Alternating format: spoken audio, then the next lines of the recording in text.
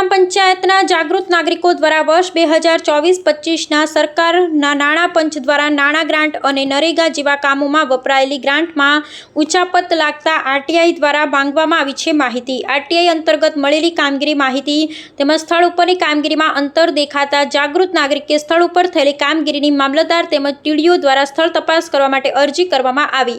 RTI કરતા જણાવ્યા અનુસાર 200 કરતાં વધારે જોબ કાર્ડ બનાવવામાં આવેલ, પરંતુ મોટાભાગને નરેગા અંતર્ગત રોજગારી આપવામાં ગ્રામ પંચાયતના સરપંચ નિષ્ફળ ગયા છે તેવો આક્ષેપ કરવામાં આવ્યો છે। ગ્રામ પંચાયતના અલગ અલગ કામગીરી માટે સરપંચના કુટુંબના તેમજ અન્ય એક ખેડૂત કુટુંબના લોકોના નામે બિલો ઉઘરી કરવામાં આવી છે। ઉચાપત તેવા ગામ લોકો આક્ષેપ કરી રહ્યા છે। ગ્રામ પંચાયતના સરપંચની મિલીભગતથી તાલુકાના એક જ કોન્ટ્રાક્ટરને ગટર તેમજ પાણીની પાઇપલાઇનો અધૂરી નાખી મોટી રકમના બિલો બનાવવામાં આવ્યા હોવાના આક્ષેપ કરવામાં આવી રહ્યા છે।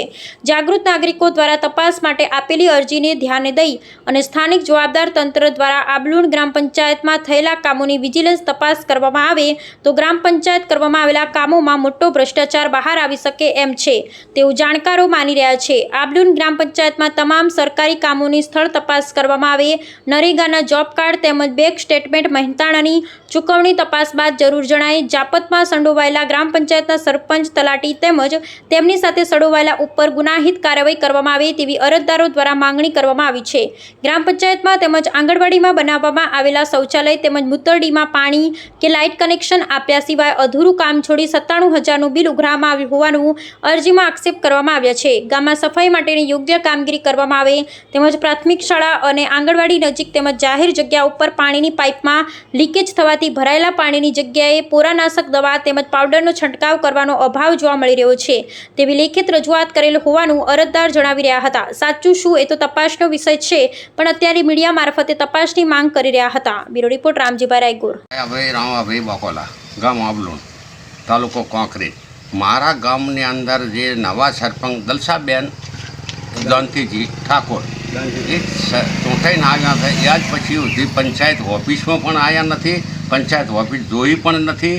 અને અમારા ગામની અંદર જે અમારું ટોટલ ગામ બક્ષીપંચનું છે અને બક્ષીપંચની જેટલી ગ્રંટો આવે છે, ધારાસભ્યની ગ્રંટો આવે છે, ડેલિગેટ જિલ્લા ડેલિગેટની ગ્રંટો આવે છે, આ દાડા સુધી મારા ગામમાં ક્યાંય વિકાસના કામો ત્યાં નથી અને દેખાતા પણ નથી। પાઇપલાઇન છે કરશનભાઈની 10 વર્ષ પહેલાંની નાખેલી, આ દાડા સુધી પાઇપલાઇન રિપેરિંગ પણ નહીં થઈ। કાંઈ કાર્ય આ દાડા સુધી જયંતિજી ઠાકોરની બૈરીના હાથે કોઈ કાર્ય સફળ થયું નથી। તો અમારા ગામની ગ્રંટ આવી છે, ગ્રંટનો અમને તાત્કાલિક વિજિલન્ટ તપાસ થવી જોઈએ અને એનો અમને હિસાબ મળવો જોઈએ અને કામ ક્યાં થયું છે એનો અમારે તપાસ કરી અને તળ બતાવવું જોઈએ।